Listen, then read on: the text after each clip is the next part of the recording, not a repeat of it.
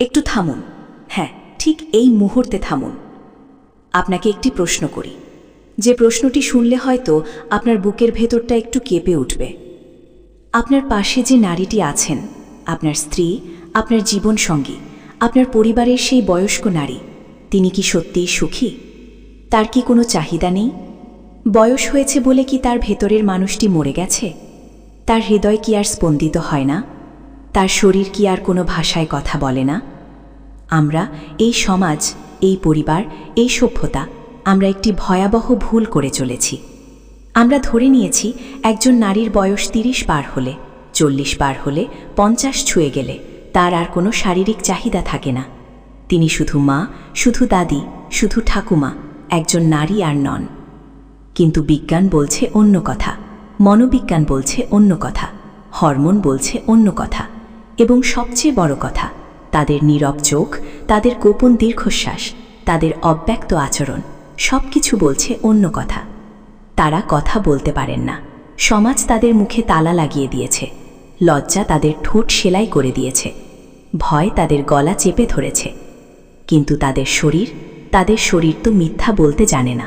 তাদের আচরণ, তাদের চাহনি, তাদের ছোট ছোট অভ্যাস, এগুলোই হলো সেই ইশারা যা দিয়ে তারা বলতে চাইছেন, আমিও বেঁচে আছি, আমিও চাই, আমিও মানুষ। আজকের এই ভিডিওতে আমরা মনোবিজ্ঞানের গভীরতম গবেষণার আলোকে জানব সেই ১৭টি নীরব ইশারা যা একজন বয়স্ক নারী অবচেতনভাবে বা সচেতনভাবে দিয়ে থাকেন যখন তার ভেতরে শারীরিক ও আবেগময় চাহিদা জেগে ওঠে। এই ভিডিওটি শুধু পুরুষদের জন্য নয়, এই ভিডিওটি প্রতিটি নারীর জন্য যিনি নিজেকে বুঝতে চান। এই ভিডিওটি প্রতিটি সন্তানের জন্য যে তার মায়ের কষ্ট বুঝতে চায়। এই ভিডিওটি প্রতিটি মানুষের জন্য যে মানুষকে ভালোবাসতে চায়।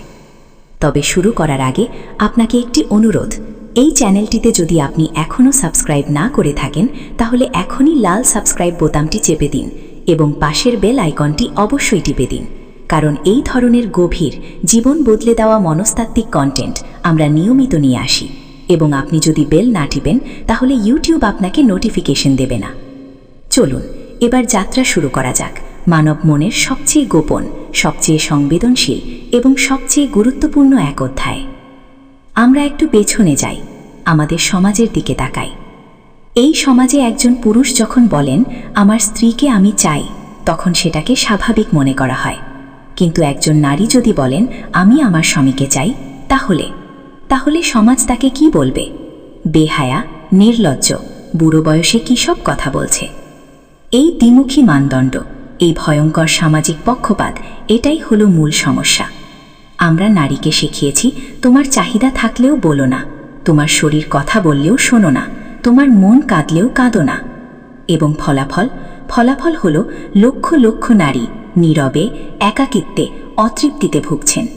তাদের শরীর ও মন ক্রমাগত ক্ষয়ে যাচ্ছে, তারা বিষণ্ণতায় ডুবে যাচ্ছেন, তাদের সম্পর্ক ভেঙে যাচ্ছে, অথচ কেউ জানতেও চাইছে না কেন।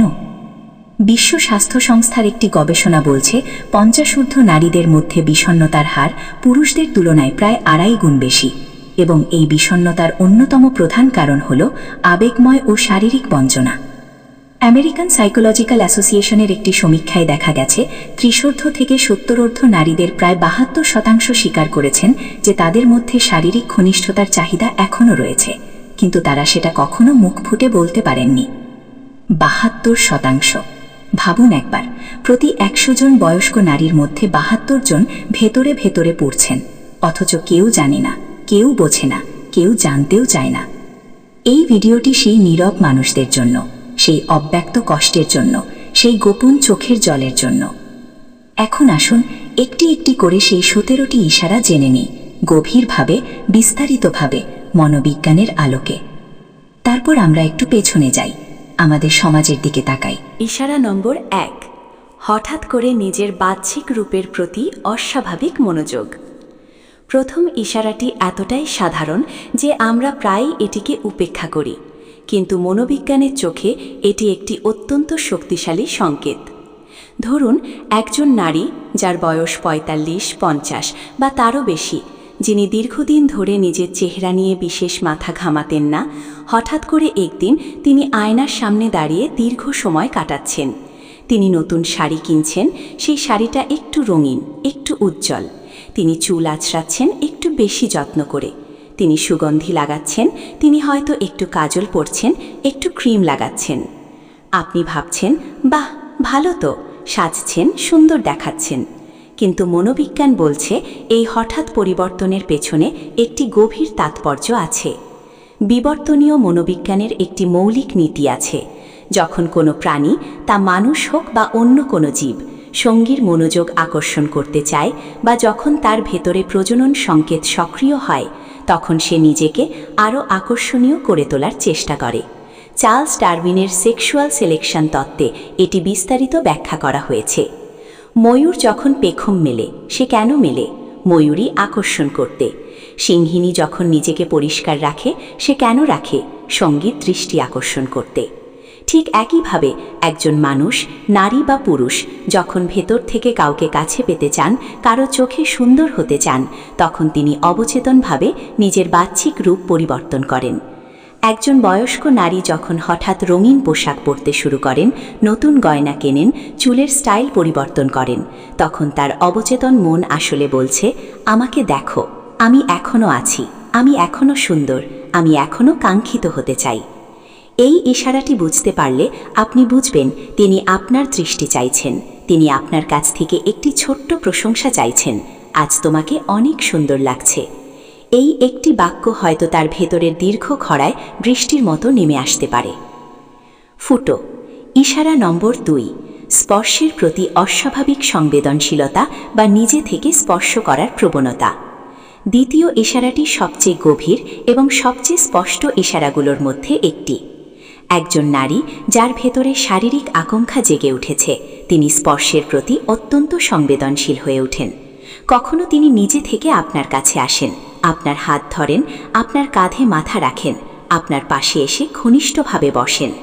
আপনি যখন তার হাত ছোঁন, তিনি সরে আসেন না, বরং একটু বেশি সময় সেই স্পর্শ অনুভব করেন। কখনো তিনি আপনার চুল ঠিক করে দেন, কখনো আপনার জামার কলার সোজা করে দেন, এমন সব ছোট ছোট অজুহাতে স্পর্শ করেন। মনোবিজ্ঞানে এটিকে বলা হয় ট্যাকটাইল হাঙ্গার বা স্কিন হাঙ্গার, স্পর্শের ক্ষুধা। এটি একটি বৈজ্ঞানিকভাবে প্রমাণিত মানবিক প্রয়োজন। ক্যালিফোর্নিয়া বিশ্ববিদ্যালয়ের স্নায়ুবিজ্ঞানী ম্যাথিউ হার্টেনস্টাইনের গবেষণায় দেখা গেছে, মানুষের ত্বকে সি ট্যাকটাইল অ্যাফারেন্ট নামক বিশেষ স্নায়ুতন্তু আছে, যা ধীর, মৃদু, ভালোবাসাপূর্ণ স্পর্শে সক্রিয় হয় এবং অক্সিটোসিন হরমোন নিঃসরণ করে। এই অক্সিটোসিন হল বন্ধন হরমোন বা ভালোবাসার হরমোন, যা মানসিক শান্তি, নিরাপত্তার অনুভূতি এবং গভীর সংযোগের অনুভূতি দেয়। যখন একজন নারী দীর্ঘদিন ধরে এই ধরনের উষ্ণ, আন্তরিক স্পর্শ থেকে বঞ্চিত থাকেন, তখন তার শরীর ও মন উভয়ই স্পর্শের জন্য কাতর হয়ে ওঠে। ঠিক যেমন ক্ষুধার্ত মানুষ খাবারের গন্ধে পাগল হয়ে যায়, তেমনি স্পর্শবঞ্চিত মানুষ ছোট্ট একটি স্পর্শেও শিহরিত হয়ে ওঠেন। গবেষণায় আরও দেখা গেছে, দীর্ঘদিনের স্পর্শবঞ্চনা কর্টিসল হরমোনের মাত্রা বাড়ায়, যা দীর্ঘস্থায়ী মানসিক চাপ, উদ্বেগ, অনিদ্রা এবং এমনকি রোগ প্রতিরোধ ক্ষমতা হ্রাসের কারণ হতে পারে।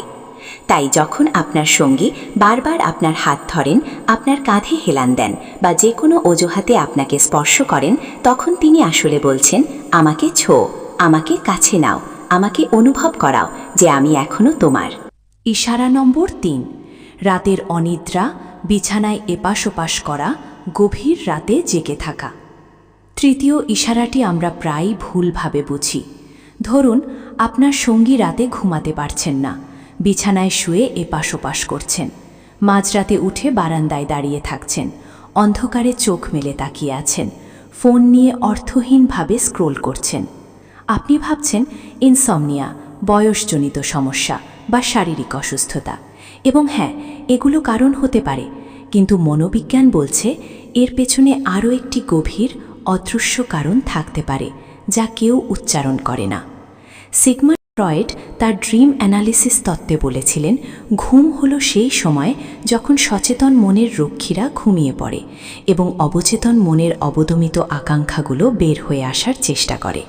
যখন এই আকাঙ্ক্ষাগুলো এতটাই তীব্র হয় যে অবচেতন মন সেগুলো সামলাতে পারে না, তখন ঘুমই আসে না। হরমোনের দিক থেকেও এটি ব্যাখ্যা করা যায়।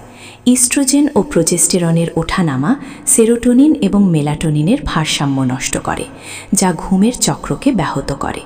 তাছাড়া অবদমিত শারীরিক চাহিদা শরীরে একটি অজানা উত্তেজনা বা অস্থিরতা তৈরি করে, যা ঘুমকে বিতাড়িত করে।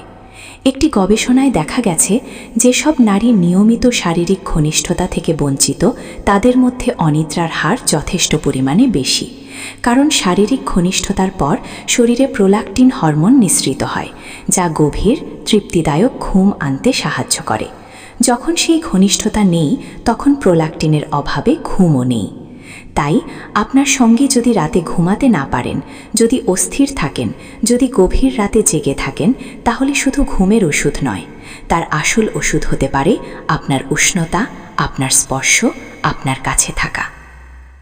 চতুর্থ ইশারাটি প্রায় প্রতিটি পরিবারে দেখা যায়, কিন্তু কেউ এর আসল কারণ খোঁজে না। একজন নারী যিনি আগে শান্ত ছিলেন, ধীর স্থির ছিলেন, সহনশীল ছিলেন, হঠাৎ করে অসহনীয় হয়ে উঠেছেন। লবণ একটু বেশি হলে রেগে যাচ্ছেন, কেউ একটু দেরিতে খেতে বসলে বিরক্ত হচ্ছেন, সন্তান ফোন করেনি বলে ক্ষোভে ফেটে পড়ছেন, স্বামী টেলিভিশন দেখছেন, এটুকুতেই রাগ। আপনি ভাবছেন বয়সের সমস্যা, মেনোপজ, স্বভাবের পরিবর্তন। কিন্তু মনোবিজ্ঞান বলছে এটা হতে পারে ডিসপ্লেসড অ্যাগ্রেশন, স্থানান্তরিত আগ্রাসন। এর মানে হলো আসল কারণের ওপর রাগ প্রকাশ করতে না পেরে সেই রাগ অন্য কোনো বিষয়ের ওপর বের হচ্ছে। একজন নারী হয়তো চাইছেন তার স্বামী তাকে কাছে টানুক, তার সাথে সময় কাটাক, তাকে স্পর্শ করুক, তাকে ভালোবাসার কথা বলুক, কিন্তু তিনি এটা সরাসরি বলতে পারছেন না, কারণ সমাজ তাকে শিখিয়েছে এসব বলা নারীর কাজ নয়। তাহলে সেই অতৃপ্তি কোথায় যাচ্ছে? সেটা ক্রোধে রূপান্তরিত হচ্ছে, এবং সেই ক্রোধ ছোট ছোট বিষয়ে অবান্তর কারণে বিস্ফোরিত হচ্ছে। অ্যাবস্ট্র্যাক্ট ইমোশন রেগুলেশন থিওরি অনুযায়ী যখন মানুষ তার মূল আবেগ প্রকাশ করতে পারে না, তখন সেই আবেগ বিকৃত রূপে বের হয়। প্রেমের তৃষ্ণা ক্রোধে বদলে যায়, ঘনিষ্ঠতার আকাঙ্ক্ষা বিরক্তিতে বদলে যায়, ভালোবাসার অভাব হিংসায় বদলে যায়। আপনি যদি আপনার সঙ্গীর এই অস্বাভাবিক রাগ দেখেন, তাহলে রাগ দিয়ে তার উত্তর দেবেন না, বরং বুঝুন এই রাগের পেছনে আসলে কান্না আছে, এই বিরক্তির পেছনে আসলে ভালোবাসার ক্ষুধা আছে, এই খিটখিটে মেজাজের পেছনে আসলে একটি নিঃসঙ্গ হৃদয়ের আর্তনাদ আছে। ইশারা নম্বর 5, আবেগের অতিরিক্ত প্রকাশ, অকারণে কান্না, পুরনো স্মৃতিতে ডুবে যাওয়া। পঞ্চম ইশারাটি অত্যন্ত হৃদয় বিদারক। একজন নারী যিনি আগে হয়তো কঠিন ছিলেন, শক্ত ছিলেন, হঠাৎ করে তিনি অনেক নরম, অনেক আবেগপ্রবণ হয়ে পড়েছেন। একটি পুরনো গান শুনলে চোখে পানি আসছে, একটি পুরনো ছবি দেখলে দীর্ঘশ্বাস ফেলছেন, বিয়ের দিনের কথা মনে করলে গলা ধরে আসছে, সন্ধ্যায় জানালার ধারে বসে চুপচাপ তাকিয়ে আছেন, কিছু একটা ভাবছেন, কিন্তু কি ভাবছেন বলছেন না। এটি কেন হচ্ছে? মনোবিজ্ঞানে এটিকে বলা হয় ইমোশনাল ফ্লাডিং, আবেগের বন্যা। যখন মানুষের ভেতরে জমে থাকা অতৃপ্তি, একাকিত্ব, অবদমিত আকাঙ্ক্ষা এবং অব্যক্ত ভালোবাসার চাপ একটি নির্দিষ্ট সীমা অতিক্রম করে, তখন ছোট্ট একটি উদ্দীপকে পুরো বাঁধ ভেঙে পড়ে। একটি গান, একটি ছবি, একটি স্মৃতি, এগুলো সেই উদ্দীপক। এগুলো তাকে সেই সময়ে নিয়ে যায় যখন সম্পর্ক নতুন ছিল, ভালোবাসা ছিল তীব্র, স্পর্শ ছিল ঘন ঘন, রাতগুলো ছিল উষ্ণ।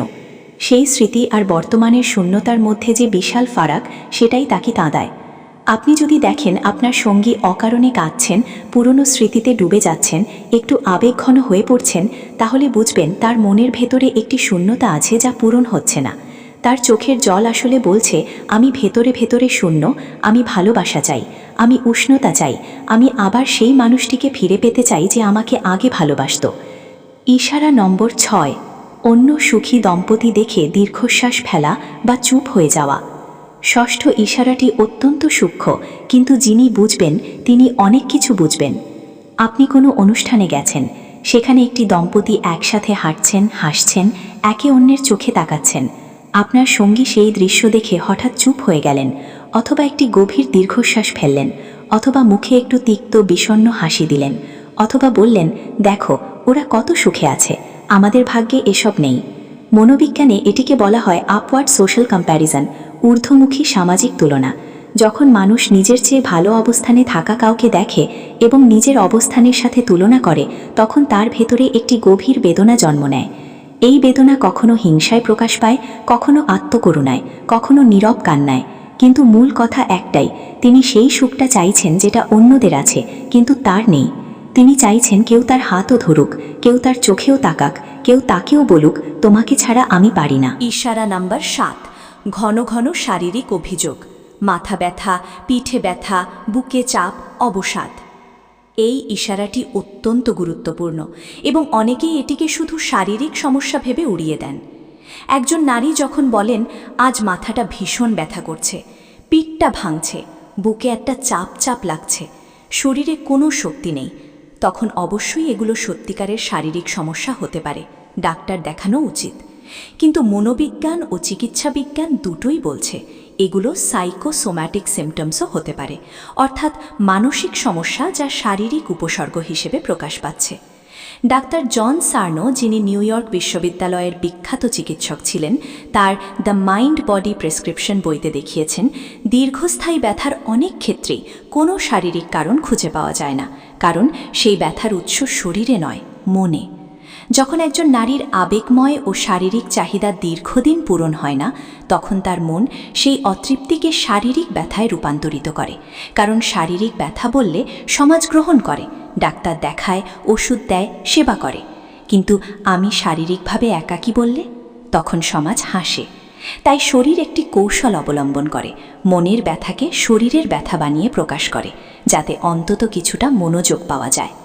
আরেকটি গুরুত্বপূর্ণ তথ্য, শারীরিক ঘনিষ্ঠতার সময় শরীরে এন্ডরফিন নিঃসৃত হয়, যা প্রাকৃতিক ব্যথানাশক। নিয়মিত ঘনিষ্ঠতা রক্তচাপ নিয়ন্ত্রণে রাখে, মাথা ব্যথা কমায়, পেশির টান শিথিল করে। যখন সেই ঘনিষ্ঠতা নেই, তখন শরীর এন্ডরফিনের অভাবে বেশি ব্যথা অনুভব করে। তাই আপনার সঙ্গী যদি ঘন ঘন শারীরিক অসুবিধার কথা বলেন, তাহলে শুধু ওষুধ নয়, তাকে আপনার সময়, আপনার যত্ন, আপনার স্পর্শ দিয়ে সুস্থ করার চেষ্টা করুন। হয়তো ওষুধের চেয়ে আপনার একটি আলিঙ্গন বেশি কাজ করবে। ইশারা নম্বর 8, রোমান্টিক গান, নাটক, সিনেমা বা গল্পের প্রতি হঠাৎ আকর্ষণ বেড়ে যাওয়া। অষ্টম ইশারাটি খুবই সুন্দর এবং বেদনাদায়ক একই সাথে। একজন নারী যিনি আগে হয়তো টেলিভিশন দেখতেন না, গান শুনতেন না, হঠাৎ করে তিনি পুরনো রোমান্টিক গান শুনছেন। হেমন্ত মুখোপাধ্যায়ের গান, কিশোর কুমারের গান, লতা মঙ্গেশকরের গান, সেই সব গান যেগুলো ভালোবাসার কথা বলে, বিরহের কথা বলে, মিলনের কথা বলে। তিনি মোবাইলে রোমান্টিক নাটক দেখছেন, প্রেমের গল্পের বই পড়ছেন, ফেসবুকে রোমান্টিক কোটেশন শেয়ার করছেন। মনোবিজ্ঞানে এটিকে বলা হয় ভিকেরিয়াস গ্র্যাটিফিকেশন, পরোক্ষ তৃপ্তি। যখন বাস্তব জীবনে কোনো চাহিদা পূরণ হয় না, তখন মানুষ কল্পনার জগতে, গল্পের জগতে, গানের জগতে সেই শূন্যতা পূরণ করার চেষ্টা করে। একটি রোমান্টিক গান শোনার সময় তিনি নিজেকে সেই গানের নায়িকা হিসেবে কল্পনা করেন। একটি প্রেমের নাটক দেখার সময় তিনি ভাবেন, যদি আমার জীবনেও এমন কেউ থাকতো, যদি কেউ আমাকেও এভাবে ভালোবাসত। এই কল্পনা আসলে তার বাস্তব জীবনের অভাবের প্রতিচ্ছবি। তিনি যা পাচ্ছেন না সেটা অন্তত কল্পনায় পেতে চাইছেন, এবং জানেন এটি ক্ষতিকর নয়, এটি মানব মনের একটি স্বাভাবিক প্রতিরক্ষামূলক ব্যবস্থা।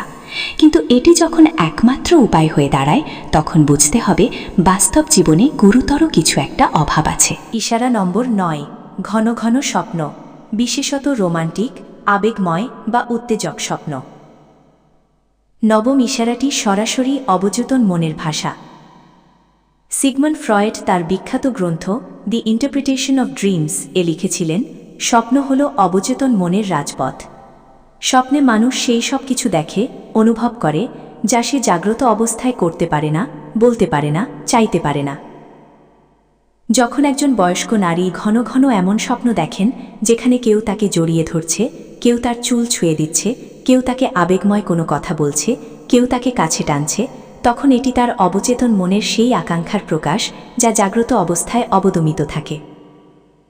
ফ্রয়েডের উইশ ফুলফিলমেন্ট থিওরি অনুযায়ী স্বপ্ন হল মনের সেই ব্যবস্থা যার মাধ্যমে অপূর্ণ ইচ্ছাগুলো অন্তত কল্পনায় পূরণ হয়, যাতে মানুষ পুরোপুরি ভেঙে না পড়ে। অনেক নারী সকালে ঘুম থেকে উঠে বলেন, আজ একটা অদ্ভুত স্বপ্ন দেখলাম, কিন্তু সেই স্বপ্নের বিস্তারিত বলেন না, কারণ লজ্জা, কারণ ভয়, কারণ সমাজ। কিন্তু সেই অব্যক্ত স্বপ্নই আসলে তাদের হৃদয়ের সবচেয়ে সত্য কথাটি বলছে। আরেকটি আকর্ষণীয় তথ্য, গবেষণায় দেখা গেছে যেসব নারীর শারীরিক চাহিদা পূরণ হয় না, তাদের ঘুমের মধ্যে রেম স্লিপ বা দ্রুত চোখ নড়াচড়ার ঘুমের সময়কাল বেশি হয়, যে সময়ে মানুষ সবচেয়ে বেশি স্বপ্ন দেখে, অর্থাৎ মস্তিষ্ক নিজেই চেষ্টা করছে সেই অভাব পূরণ করতে। আরেকটি ইশারা নম্বর 10, তীব্র একাকিত্বের অনুভূতি এবং কেউ আমাকে বোঝে না জাতীয় কথা বলা। 10ম ইশারাটি সম্ভবত সবচেয়ে বেদনাদায়ক।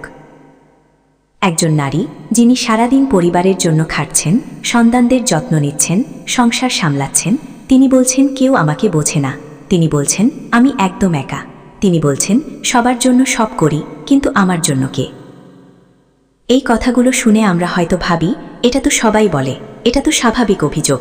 কিন্তু একজন বয়স্ক নারীর মুখে এই কথাগুলো স্রেফ অভিযোগ নয়, এগুলো একটি আত্মার চিৎকার। মনোবিজ্ঞানে ইমোশনাল আইসোলেশন বলে একটি ধারণা আছে, যেটি সোশ্যাল আইসোলেশন থেকে আলাদা। সোশ্যাল আইসোলেশন মানে শারীরিকভাবে একা থাকা, কিন্তু ইমোশনাল আইসোলেশন মানে মানুষের মধ্যে থেকেও আবেগময়ভাবে সম্পূর্ণ একা থাকা। কেউ আপনার কথা শুনছে না, কেউ আপনার অনুভূতি বুঝছে না, কেউ আপনাকে ছুঁয়ে দিচ্ছে না। জন কাসিওপো, শিকাগো বিশ্ববিদ্যালয়ের বিখ্যাত মনোবিজ্ঞানী, তার গবেষণায় দেখিয়েছেন যে দীর্ঘস্থায়ী একাকিত্ব মানুষের মস্তিষ্কে ঠিক সেই একই অংশকে সক্রিয় করে যা শারীরিক ব্যথায় সক্রিয় হয়, অর্থাৎ একাকিত্ব আক্ষরিক অর্থেই ব্যথা দেয়। আপনার সঙ্গী যখন বলেন কেউ বোঝে না, তখন তিনি আসলে বলছেন আমার একজন মানুষ দরকার যে আমাকে বুঝবে, কাছে নেবে, ধরবে, ভালোবাসবে। আমি এত কিছু চাই না, শুধু একটু ভালোবাসা চাই। ইশারা নম্বর 11, রাতে দেরি করে ঘুমানো এবং সঙ্গীর জন্য অপেক্ষা করা। 11তম ইশারাটি অত্যন্ত সূক্ষ্ম কিন্তু অর্থবহ। একজন নারী যখন রাতে দেরি করে শুতে যান, বিশেষ করে যখন তার সঙ্গী এখনও বিছানায় আসেননি, তখন তিনি আসলে অপেক্ষা করছেন। তিনি চাইছেন সঙ্গী তার পাশে এসে শুক। তিনি চাইছেন সঙ্গী তাকে জড়িয়ে ধরুক। তিনি চাইছেন অন্ধকার ঘরে, নীরব রাতে দুজনের মধ্যে কিছু একটা হোক।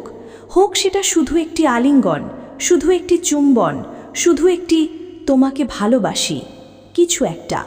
কিন্তু তিনি সরাসরি বলতে পারছেন না, কারণ আমাদের সমাজে, বিশেষ করে বাঙালি ও দক্ষিণ এশীয় সমাজে, একজন নারীর পক্ষে শারীরিক ঘনিষ্ঠতার আকাঙ্ক্ষা প্রকাশ করা প্রায় নিষিদ্ধ। বিশেষ করে বয়স্ক নারীদের জন্য এটি সামাজিকভাবে প্রায় অসম্ভব।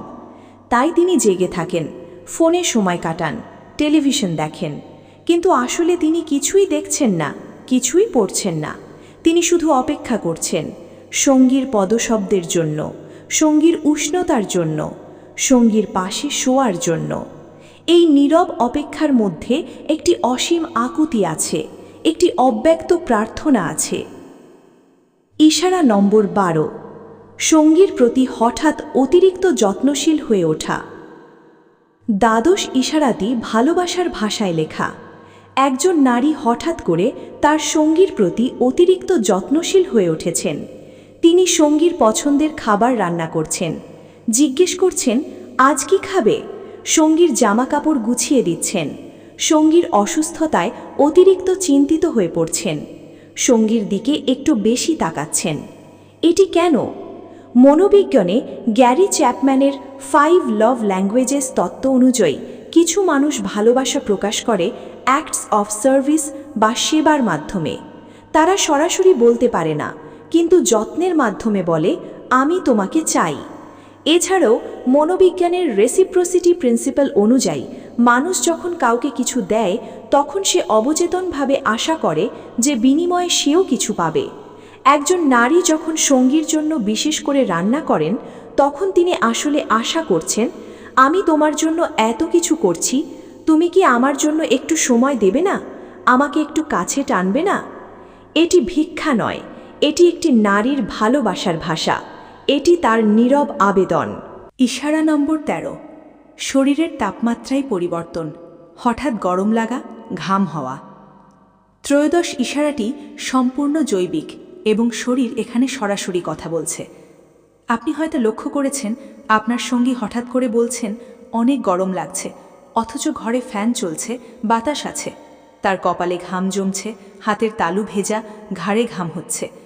এটি অবশ্যই মেনোপজের হট ফ্ল্যাশ হতে পারে, যেখানে হরমোনের পরিবর্তনের কারণে শরীরে হঠাৎ তাপমাত্রা বেড়ে যায়। কিন্তু এটিও জানা দরকার যে যখন একজন নারীর ভেতরে শারীরিক আকাঙ্ক্ষা জেগে ওঠে তখনও শরীরে কিছু শারীরবৃত্তীয় পরিবর্তন ঘটে। রক্তপ্রবাহ বেড়ে যায়, হৃদস্পন্দন দ্রুত হয় এবং শরীরের তাপমাত্রা কিছুটা বাড়ে। গুরুত্বপূর্ণ হলো এই শারীরিক পরিবর্তনগুলো কোন পরিস্থিতিতে হচ্ছে সেটা খেয়াল করা। যদি এগুলো নির্দিষ্ট সময়ে ঘটে, যেমন রাতে বিছানায় গেলে, সঙ্গীর কাছে এলে, কোনো আবেগময় মুহূর্তে, তাহলে এটি শুধু হরমোনাল নয়, এটি একটি ইশারা। শরীর মিথ্যে বলতে পারে না, শরীর হলো মনের সবচেয়ে সৎ দোবাসী। ইশারা নম্বর 14, সামাজিক যোগাযোগ মাধ্যমে হঠাৎ সক্রিয় হয়ে ওঠা এবং মনোযোগ খোঁজা। চতুর্দশ ইশারাটি ডিজিটাল যুগের একটি নতুন প্রকাশ। একজন নারী যিনি হয়তো আগে ফেসবুক বা সোশ্যাল মিডিয়া ব্যবহার করতেন না, হঠাৎ করে তিনি অনেক সক্রিয় হয়ে উঠেছেন। নতুন নতুন ছবি পোস্ট করছেন, একটু সেজেগুজে ছবি, অন্যদের পোস্টে কমেন্ট করছেন, কাউকে ভালো আছেন মেসেজ দিচ্ছেন, রোম্যান্টিক কোটেশন শেয়ার করছেন, ভালোবাসার কবিতা পোস্ট করছেন। মনোবিজ্ঞানে এটিকে বলা হয় অ্যাটেনশন সিকিং বিহেভিয়ার, মনোযোগ খোঁজা আচরণ। কিন্তু এটিকে নেতিবাচকভাবে দেখবেন না, এটি আসলে একটা নিঃসঙ্গ মানুষের সাহায্যর ডাক। যখন বাস্তব জীবনে কেউ তাকে দেখছে না, কেউ প্রশংসা করছে না, কেউ বলছে না সুন্দর লাগছে, তখন তিনি ভার্চুয়াল জগতে সেই মনোযোগ খুঁজছেন। একটি সুন্দর লাগছে কমেন্ট তার মনে যে আনন্দ দেয় সেটা আপনি কল্পনা করতে পারবেন না, কারণ বাস্তব জীবনে তিনি মাসের পর মাস, বছরের পর বছর এই একটি কথাও শোনেননি। এই ইশারাটি দেখে রাগ করবেন না, সন্দেহ করবেন না, বরং নিজেকে প্রশ্ন করুন, আমি কি তাকে যথেষ্ট দেখছি, যথেষ্ট প্রশংসা করছি, যথেষ্ট ভালোবাসছি? ইশারা নম্বর 15, নিজের শরীর নিয়ে অতিরিক্ত সচেতনতা বা অসন্তুষ্টি প্রকাশ। পঞ্চদশ ইশারাটি আত্মবিশ্বাসের সাথে সম্পর্কিত। একজন নারী যখন বলেন, আমি তো আর সুন্দর নেই, আমার শরীর তো আর আগের মতো নেই, আমাকে দেখে আর কে পছন্দ করবে, তখন তিনি আসলে দুটো কথা বলছেন। প্রথমত, তিনি নিজের আত্মবিশ্বাসের সংকটে আছেন। তিনি ভাবছেন বয়স হওয়ায় তিনি আর কাঙ্ক্ষিত নন। দ্বিতীয়ত, এবং এটি মূল কথা, তিনি আপনার কাছ থেকে একটি নিশ্চিতকরণ চাইছেন। তিনি চাইছেন আপনি বলুন, তুমি এখনও সুন্দর, তুমি এখনও আমার কাছে আকর্ষণীয়, বয়স তোমাকে আরও সুন্দর করেছে। মনোবিজ্ঞানে এটিকে বলা হয় ভ্যালিডেশন সিকিং, বৈধতা খোঁজা। প্রতিটি মানুষের প্রয়োজন হয় অন্যের কাছ থেকে নিশ্চিতকরণ যে সে গুরুত্বপূর্ণ, সে কাঙ্ক্ষিত, সে সুন্দর। বয়স্ক নারীদের জন্য এই প্রয়োজন আরও বেশি, কারণ সমাজ, মিডিয়া, বিজ্ঞাপন সব কিছু তাদের বলছে তোমরা আর সুন্দর নও। আপনার একটি প্রশংসা সেই পুরো বিষাক্ত বার্তাকে ভেঙে দিতে পারে। আপনার একটি তোমাকে ভালো লাগছে সেই নারীর মনে বসন্ত আনতে পারে। ইশারা নম্বর 16, ঘুরিয়ে ফিরিয়ে শারীরিক ঘনিষ্ঠতার বিষয়ে ইঙ্গিত করা। ষোড়শ ইশারাটি সবচেয়ে সাহসী এবং সবচেয়ে উপেক্ষিত।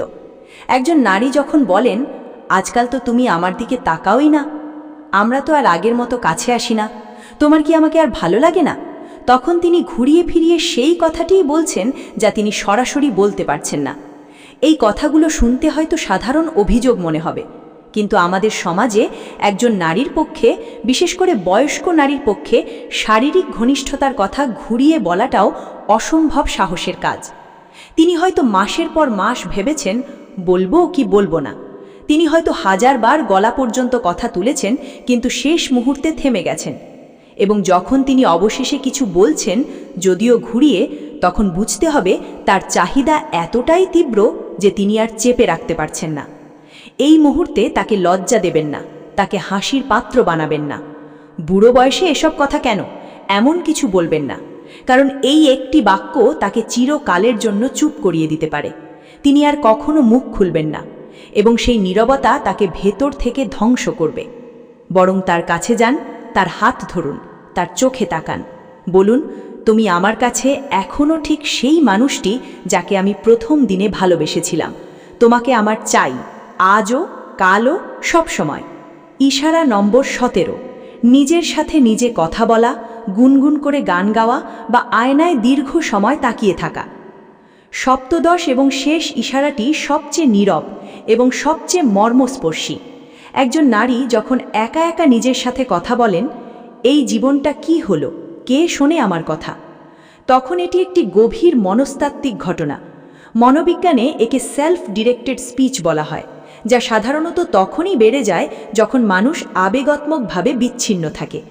কথা বলার মতো কেউ না থাকলে মানুষ নিজেই নিজের সাথে কথা বলে, কারণ কথা বলাটা একটি মৌলিক মানবিক প্রয়োজন। একজন নারী যখন সন্ধ্যায় বারান্দায় বসে গুনগুন করে গান গাইছেন, সেই গান হয়তো পুরনো প্রেমের গান, বিরহের গান, তখন তিনি আসলে সেই গানের মধ্যে দিয়ে নিজের অনুভূতি প্রকাশ করছেন।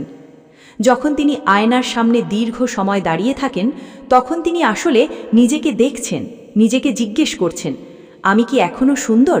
আমি কি এখনো কাউকে আকৃষ্ট করতে পারি? আমি কি এখনো ভালোবাসা পাওয়ার যোগ্য? এই প্রশ্নগুলোর উত্তর তাকে আপনাকেই দিতে হবে। আপনিই তার আয়না, আপনিই তার প্রশংসক, আপনিই তার ভালোবাসার উৎস। আমরা 17টি ইশারা বিস্তারিতভাবে জানলাম। এখন জানতে হবে কেন এগুলো উপেক্ষা করা ঠিক নয়। প্রথমত, মানসিক স্বাস্থ্যের ভয়াবহ ক্ষতি। দীর্ঘদিনের আবেগময় ও শারীরিক বঞ্চনা একজন নারীকে গভীর বিষণ্ণতায় নিয়ে যেতে পারে। আত্মবিশ্বাস ভেঙে যায়, নিজেকে অযোগ্য, অপ্রয়োজনীয়, অনাকর্ষণীয় মনে হয়। জীবনের প্রতি আগ্রহ কমে যায়। চরম ক্ষেত্রে আত্মহত্যার প্রবণতাও দেখা দিতে পারে। বিশ্ব স্বাস্থ্য সংস্থার প্রতিবেদন অনুযায়ী 50 ঊর্ধ্ব নারীদের মধ্যে বিষণ্ণতা ও উদ্বেগজনিত সমস্যার একটি প্রধান কারণ হল আবেগময় বঞ্চনা ও একাকিত্ব। দ্বিতীয়ত, শারীরিক স্বাস্থ্যের ক্ষতি। নিয়মিত শারীরিক ঘনিষ্ঠতা শারীরিক স্বাস্থ্যের জন্য উপকারী। এটি রক্তচাপ নিয়ন্ত্রণে রাখে, হৃদরোগের ঝুঁকি কমায়, রোগ প্রতিরোধ ক্ষমতা বাড়ায়, হরমোনের ভারসাম্য বজায় রাখে এবং ব্যথা কমায়। যখন একজন নারী দীর্ঘদিন এই সুবিধা থেকে বঞ্চিত থাকেন, তখন তার শরীরে নানা রকম সমস্যা দেখা দেয়: উচ্চ রক্তচাপ, হৃদরোগ, দীর্ঘস্থায়ী ব্যথা, দুর্বল রোগ প্রতিরোধ ক্ষমতা এবং হরমোনের ভারসাম্যহীনতা। তৃতীয়ত, সম্পর্কের অপূরণীয় ক্ষতি। যখন একজন নারীর চাহিদা পূরণ হয় না, তখন সম্পর্কে দূরত্ব বাড়ে, নীরবতা ভরাট হয় ভুল বোঝাবুঝিতে, ছোট ছোট ঝগড়া বড় হতে থাকে এবং একসময় দুজন মানুষ একই ছাদের নিচে থেকেও সম্পূর্ণ আলাদা হয়ে যান, দুই মহাদেশের মতো। সমস্যা চিহ্নিত করাই যথেষ্ট নয়, সমাধানও জানতে হবে। আসুন কিছু বাস্তব কার্যকর সমাধান জেনে নিই। সমাধান 1, কথা বলুন, নীরবতা ভাঙুন। সঙ্গীর সাথে খোলামেলা কথা বলুন। শারীরিক ঘনিষ্ঠতা নিয়ে কথা বলাটা লজ্জার নয়, এটি সুস্থ সম্পর্কের একটি অপরিহার্য অংশ। তুমি কি সুখী? তোমার কি কিছু চাই? আমি কি তোমাকে যথেষ্ট সময় দিচ্ছি? এই প্রশ্নগুলো করুন। সমাধান 2, স্পর্শের ভাষা শিখুন। ঘনিষ্ঠতা মানে শুধু শারীরিক মিলন নয়, হাত ধরা, আলিঙ্গন, কপালে চুম্বন, চুল ছুঁয়ে দেওয়া, পিঠে হাত বুলানো, এগুলোও ঘনিষ্ঠতা, এবং অনেক সময় এগুলো শারীরিক মিলনের চেয়েও বেশি তৃপ্তি দেয়। বিশেষ করে বয়স্ক নারীদের জন্য এই ধরনের উষ্ণ, মৃদু স্পর্শ অত্যন্ত গুরুত্বপূর্ণ। সমাধান 3, সময় দিন, একান্ত সময়। প্রতিদিন অন্তত কিছু সময় সঙ্গীর সাথে একান্তে কাটান, শুধু দুজন, কোনো ফোন নেই, কোনো টেলিভিশন নেই, কোনো তৃতীয় ব্যক্তি নেই। শুধু কথা বলুন, শুনুন, একে অন্যের দিকে তাকান। এই সময়টুকুই সম্পর্ককে বাঁচিয়ে রাখতে পারে। সমাধান 4, প্রশংসা করুন, নিয়মিত। একজন বয়স্ক নারীকে নিয়মিত প্রশংসা করুন। আজ তোমাকে অনেক সুন্দর লাগছে, এই রান্না তুমি ছাড়া আর কে করতে পারবে, তোমাকে ছাড়া আমার জীবনে কি আছে, এই কথাগুলো বলুন। ভাববেন না এগুলো ফালতু কথা, এগুলো ওষুধের চেয়ে শক্তিশালী। সমাধান 5, শারীরিক ঘনিষ্ঠতায় বৈচিত্র্য আনুন। বয়স বাড়ার সাথে সাথে শারীরিক ঘনিষ্ঠতার ধরন পরিবর্তিত হতে পারে এবং সেটাই স্বাভাবিক। তরুণ বয়সের মতো সব কিছু হবে না, কিন্তু তার মানে এই নয় যে ঘনিষ্ঠতা বন্ধ হয়ে যাবে। নতুন উপায় খুঁজুন, নতুন ভাষায় ভালোবাসুন। সমাধান 6, পেশাগত সাহায্য নিন। যদি সমস্যা গভীর হয় তাহলে মনোবিজ্ঞানী, কাউন্সেলর বা দাম্পত্য পরামর্শদাতার সাহায্য নিন। এটি লজ্জার নয়, এটি বুদ্ধিমত্তার পরিচয়। সমাধান 7, সহানুভূতিশীল হন। সবচেয়ে গুরুত্বপূর্ণ, সহানুভূতিশীল হন। বুঝুন যে একজন নারী, বয়স যাই হোক, তিনি একজন পূর্ণ মানুষ। তারও শরীর আছে, মন আছে, আকাঙ্ক্ষা আছে, চাওয়া আছে। এটা দুর্বলতা নয়, পাপ নয়, এটা মানুষ হওয়ার সবচেয়ে সুন্দর অংশ। আসুন সংক্ষেপে জেনে নিই বিভিন্ন বয়সে নারীদের শারীরিক ও আবেগময় চাহিদা কিভাবে পরিবর্তিত হয়। 30 থেকে 35। এই বয়সে অনেক নারীর শারীরিক চাহিদা তুঙ্গে থাকে। তারা নিজেদের শরীর ও পছন্দ সম্পর্কে আরও সচেতন হন। গবেষণায় দেখা গেছে এই বয়সের নারীরা ঘনিষ্ঠতায় আরও স্বাচ্ছন্দ্য বোধ করেন এবং তাদের চাহিদা স্পষ্ট থাকে। ৩৫ থেকে ৪৫ এই সময়ে হরমোনের পরিবর্তন শুরু হয়, কিন্তু চাহিদা কমে না, বরং অনেক সময় বাড়ে। এই বয়সে নারীরা আবেগময় ঘনিষ্ঠতার দিকে বেশি ঝুঁকে পড়েন। তাদের শুধু শারীরিক মিলন নয়, গভীর সংযোগ, কথা বলা, একে অন্যকে বোঝা এসবও চাই। ৪৫ থেকে ৫৫ মেনোপজের সময়কাল, হরমোনের বড় পরিবর্তন ঘটে। কিন্তু গবেষণা বলছে মেনোপজ শারীরিক চাহিদা শেষ করে না, শুধু ধরন পরিবর্তন করে। এই সময়ে স্পর্শ, আলিঙ্গন, উষ্ণতা এগুলোর প্রয়োজনীয়তা বাড়ে। ৫৫ থেকে ৬৫ এই বয়সে শারীরিক সক্ষমতা কিছুটা কমতে পারে, কিন্তু চাহিদা থাকে। একটি আন্তর্জাতিক গবেষণায় দেখা গেছে এই বয়সের নারীদের প্রায় ৬০% জানিয়েছেন যে শারীরিক ঘনিষ্ঠতা তাদের কাছে এখনও গুরুত্বপূর্ণ। ৬৫ থেকে ৭০ এবং তারও অপরে এই বয়সেও চাওয়া পুরোপুরি শেষ হয় না, চাহিদার ধরন পরিবর্তিত হয়। শারীরিক মিলনের বদলে স্পর্শ, কাছে থাকা, জড়িয়ে ধরা, হাত ধরে হাঁটা এগুলো প্রধান হয়ে ওঠে। কিন্তু এটাও একটি চাহিদা, এবং এটাও মান্য, বৈধ এবং পূরণযোগ্য। এই ভিডিওটি যে পুরুষরা দেখছেন, আপনাদের প্রতি আমার কিছু গুরুত্বপূর্ণ কথা আছে। আপনার স্ত্রী আপনার জন্য সব কিছু দিয়েছেন, তার যৌবন দিয়েছেন, তার স্বপ্ন দিয়েছেন, তার শরীর আপনার সন্তানদের জন্ম দিতে গিয়ে পরিবর্তিত হয়েছে, তার জীবন আপনার সংসারের জন্য উৎসর্গ হয়েছে। এখন যখন তার চুলে পাক ধরেছে, চামড়ায় ভাঁজ পড়েছে, শরীর আগের মতো নেই, তখন কি তাকে ভুলে যাবেন? তাকে উপেক্ষা করবেন? তার চাহিদাকে তুচ্ছ করবেন? মনে রাখবেন, যে নারী আপনার সবচেয়ে কঠিন সময়ে আপনার পাশে ছিলেন, তার সবচেয়ে কঠিন সময়ে আপনাকে তার পাশে থাকতে হবে। এটা দায়িত্ব নয়, এটা ভালোবাসা। আজ রাতে বাড়ি ফিরে তার পাশে বসুন, তার হাত ধরুন, তার চোখে তাকান, তাকে বলুন, তুমি আমার জীবনের সবচেয়ে সুন্দর মানুষ, তোমাকে ছাড়া আমি অসম্পূর্ণ।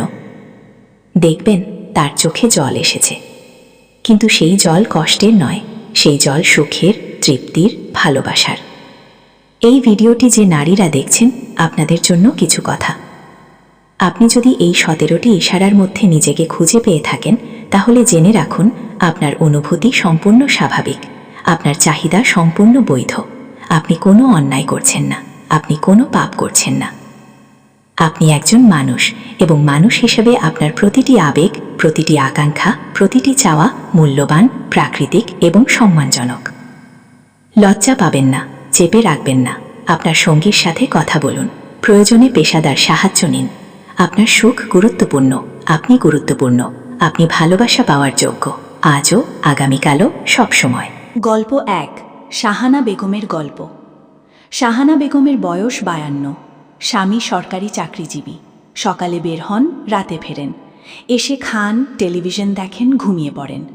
শাহানা বলেন, আমি যেন এই ঘরের একটা ফ্রিজ, সবাই দরকারে আসে, দরকার শেষে চলে যায়। কেউ জানতেও চায় না আমি ভেতরে কতটা ঠান্ডা, কতটা একা। শাহানা রাতে ঘুমাতে পারেন না, দিনে বিরক্ত থাকেন, ছেলে মেয়ের ওপর রাগ করেন। ডাক্তার বলেছেন কিছু হয়নি, মানসিক চাপ। কিন্তু কেউ জানতে চায়নি সেই চাপ কোথা থেকে আসছে। গল্প ২, রোকেয়ার গল্প। রোকেয়ার বয়স ৬৫, স্বামী ৬ বছর আগে মারা গেছেন। সন্তানরা ভালোবাসে, যত্ন নেয়, কিন্তু রোকেয়া বলেন, যত্ন পাই কিন্তু ভালোবাসা পাই না। কেউ আমাকে ধরে না, ছোঁয়ে না, জড়ায় না। আমি ভেতরে ভেতরে এত একা যে মাঝে মাঝে মনে হয় বেঁচে থেকে কী লাভ। রোকেয়া রাতে স্বামীর পুরনো জামা বুকে চেপে ঘুমান, পুরনো ছবি দেখেন, একা একা কাঁদেন, কিন্তু কাউকে বলতে পারেন না, কারণ বুড়ি মানুষ এসব বললে মানুষ কি ভাববে। গল্প ৩, নাসরিনের গল্প। নাসরিনের বয়স ৪৩, স্বামী আছেন, কিন্তু তাদের মধ্যে শারীরিক ঘনিষ্ঠতা প্রায় ২ বছর ধরে বন্ধ। স্বামী ব্যস্ত, অফিস, ব্যবসা বন্ধ। নাসরিন কিছু বলতে পারেন না। তিনি ফেসবুকে নতুন ছবি দেন, কেউ সুন্দর বললে মনে একটু আলো জ্বলে, কিন্তু সেই আলো মিনিটখানেক জলেই নিভে যায়। 3টি আলাদা গল্প, কিন্তু একটিই সুর, অতৃপ্তি, একাকিত্ব, অব্যক্ত আকাঙ্ক্ষা। এবং এই সুর শুধু এই 3 জনের নয়, এই সুর কোটি কোটি নারীর। পুরো বিষয়টিকে আরও গভীরভাবে বুঝতে কিছু মনস্তাত্ত্বিক তত্ত্ব মনে রাখুন। মাসলোর চাহিদার সোপান। শারীরিক ঘনিষ্ঠতা একই সাথে জৈবিক প্রয়োজন এবং ভালোবাসা ও সম্পর্কের প্রয়োজন, 2টি স্তরেই এর অবস্থান। ফ্রয়েডের অবদমন তত্ত্ব। অবদমিত আকাঙ্ক্ষা স্বপ্নে, অসচেতন আচরণে, শারীরিক উপসর্গে প্রকাশ পায়। বাউলবির সংযুক্তি তত্ত্ব: মানুষ শৈশব থেকে বার্ধক্য পর্যন্ত ঘনিষ্ঠ সংযোগের প্রয়োজন অনুভব করে। এই সংযোগ ভেঙে গেলে মানুষ উদ্বিগ্ন ও বিষণ্ণ হয়ে পড়ে। এরিকসনের মনোসামাজিক বিকাশ তত্ত্ব: মধ্য বয়সে যদি মানুষ অনুভব করে সে আর কারো কাজে আসছে না, কেউ তাকে চায় না, তাহলে সে স্থবিরতায় ডুবে যায়। চ্যাপম্যানের 5টি ভালোবাসার ভাষা: প্রতিটি মানুষ আলাদাভাবে ভালোবাসা গ্রহণ ও প্রকাশ করে। কেউ স্পর্শে, কেউ কথায়, কেউ সেবায়, কেউ সময়, কেউ উপহারে।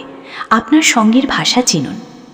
প্রিয় দর্শক, আজ আমরা অনেক দীর্ঘপথ পাড়ি দিলাম। আমরা 17টি ইশারা জানলাম, তাদের পেছনের মনোবিজ্ঞান বুঝলাম, সমাধান জানলাম এবং বাস্তব গল্প শুনলাম। সবকিছুর সারাংশ যদি একটি বাক্যে বলতে হয় তাহলে সেটি হবে: ভালোবাসার কোনো বয়স হয় না, আকাঙ্ক্ষার কোনো মেয়াদ শেষ হয় না, এবং একজন নারী যে বয়সেরই হন তিনি সবসময় ভালোবাসা পাওয়ার যোগ্য। আজ রাতে বাড়ি ফিরে আপনার সঙ্গীর পাশে বসুন, তার হাত ধরুন, তার চোখে তাকান, তাকে বলুন, আমি তোমাকে ভালোবাসি, আমি তোমার পাশে আছি, তুমি একা নও। এই 3টি বাক্য হয়তো কোটি টাকার ওষুধের চেয়ে বেশি কাজ করবে। হয়তো এই 3টি বাক্য একটি ভেঙে যাওয়া মানুষকে আবার জোড়া লাগাবে। হয়তো এই 3টি বাক্য একটি নিভে যাওয়া প্রদীপকে আবার জ্বালিয়ে দেবে। ভালোবাসুন, বুঝুন, কাছে থাকুন, কারণ এই পৃথিবীতে ভালোবাসার চেয়ে শক্তিশালী আর কিছুই নেই। প্রিয় দর্শক, এই ভিডিওটি যদি আপনার হৃদয়ে একটু হলেও স্পর্শ করে থাকে তাহলে এখনই ভিডিওটিতে একটি লাইক দিন। লাইক বোতামটি চাপতে 1 সেকেন্ড লাগে, কিন্তু সেই একটি লাইক আমাদের আরও এই ধরনের গভীর কন্টেন্ট তৈরি করতে অনুপ্রেরণা দেয়। কমেন্ট সেকশনে আমাদের বলুন 17টি ইশারার মধ্যে কোনটি আপনার কাছে সবচেয়ে বেশি প্রাসঙ্গিক মনে হয়েছে। আপনার নিজের অভিজ্ঞতা শেয়ার করুন, অবশ্যই নাম গোপন রেখে। এই ভিডিওটি আপনার পরিবারের সদস্যদের সাথে, আপনার বন্ধুদের সাথে, আপনার পরিচিতদের সাথে শেয়ার করুন, কারণ এই জ্ঞান শুধু আপনার জন্য নয়, এই জ্ঞান সবার জানা দরকার। এবং যদি এখনও আমাদের চ্যানেলটি সাবস্ক্রাইব না করে থাকেন তাহলে এখনই সাবস্ক্রাইব বোতামটি চেপে দিন এবং বেল আইকনটি টিপে অল নোটিফিকেশনস চালু করে দিন, যাতে আমাদের প্রতিটি নতুন ভিডিওর খবর আপনি সবার আগে পান। পরবর্তী ভিডিওতে আমরা আরেকটি গভীর রহস্যময় মনস্তাত্ত্বিক বিষয় নিয়ে আসব, যেটা শুনলে আপনার মানুষ চেনার দৃষ্টি চিরতরে বদলে যাবে। সেই ভিডিও মিস করবেন না। ততদিন পর্যন্ত ভালো থাকুন, সুস্থ থাকুন, আপনার প্রিয় মানুষদের ভালোবাসুন এবং কখনো ভুলে যাবেন না ভালোবাসার কোনো বয়স হয় না। ধন্যবাদ। আল্লাহ হাফেজ।